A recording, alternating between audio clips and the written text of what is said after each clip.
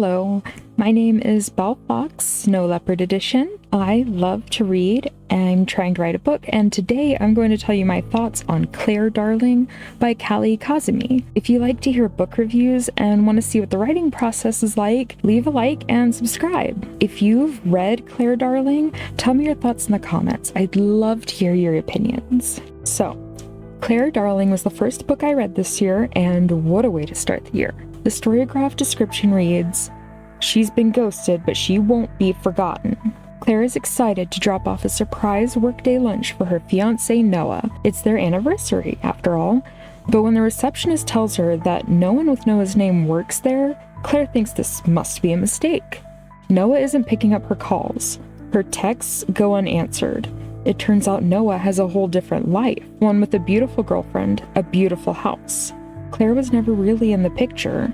Desperate to speak to Noah and convince him to return to their dream life, Claire plunges into a nightmarish journey of obsession that submerges her deeper into the murky waters of her own past. A past dominated by a manipulative mother who shattered her sense of self. Will Claire break free from the ghosts that haunt her, or will they become more costly than any of Noah's lies?"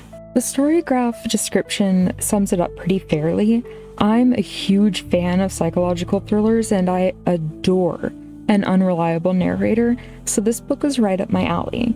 Throughout the book, we go through these feelings with Claire. When she is first discovering that Noah no longer works where she thought he did, she details the betrayal and hurt she feels, and it feels real and legitimate. It's hard to picture where she's unreliable, as she shows her friend, her only friend in the world, who she initially saw as just a work acquaintance, the evidence and proof that she has Noah in her life and that they love each other. She has evidence of this, so it's easy to kind of wonder where's the unreliability.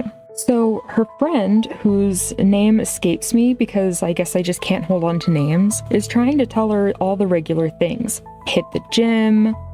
I guess she doesn't need to lawyer up. I don't remember them. I know that's like lawyer up, hit the gym, and something else, but I can't remember. Anyway, she's trying to tell Claire like that she just has to move on, but Claire will not listen to reason. She won't. She absolutely not. Claire insists. She insists on stalking this dude. She needs to see his home. She needs to see his girlfriend. She needs to find out everything she can about him. And I'm kind of with her. I understand. It sucks. I think they had been together a year, maybe two. I think a year. I'm not going to go find out right now, though. And so, of course she wants to know these things, but she really should have listened to her friend. So as I was reading the book, I was internally screaming at her while I'm sitting here helplessly reading her go stalk them. She's describing walking around the car and hiding in the bushes outside their home. Girl. And interspersed between what's happening present day, we're also given flashbacks to her mother and her relationship with her mother. I think her mother had also died a year before, but don't quote me on that, I'm not sure.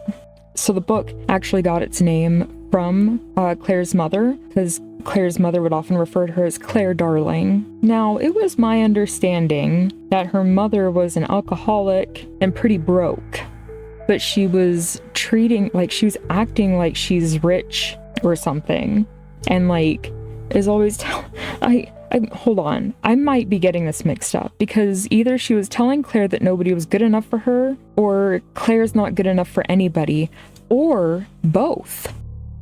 Maybe both. But yeah, so she was not letting Claire intermingle with people who are less than. I'm not really sure, I don't remember what constituted less than, though, in the book.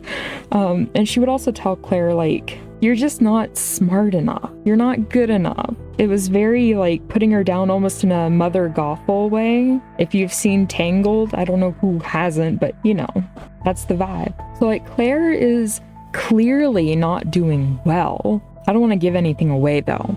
So, as, we're going through this experience, I'm feeling like I'm getting to know Claire, and I'm really relating to her a lot. I struggle a lot with abandonment issues. I literally had to have my wife train me with treats to be okay with her leaving for longer periods of time.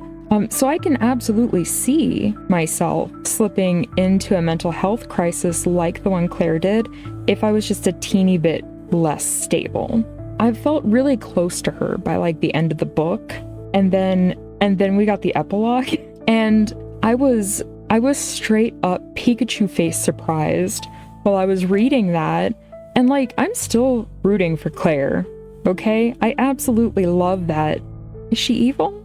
I don't think she's evil, but the ending really, that epilogue really amped up the ending and really added to everything. It was like a grand finale at a fireworks show. I rated it 4 stars, 4 of them.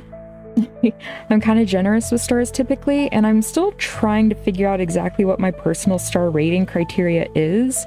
For me, this book was fantastic and fun. However, I don't have my notes to see why I rated it 4 and not 5, and I can't do a whole reread to figure that out right now. Currently, to remedy that, I am working on making more thorough notes while I'm reading books so that I remember more and can offer a more in-depth review. Anyway, those are my thoughts about Claire Darling. Please share yours in the comments. Let me know what you thought of it. Did you love Claire as much as I did, or were you kind of put off by her behavior? I wouldn't blame you if you were. Don't forget to leave a like and subscribe if you enjoyed what you heard today. Thanks for watching.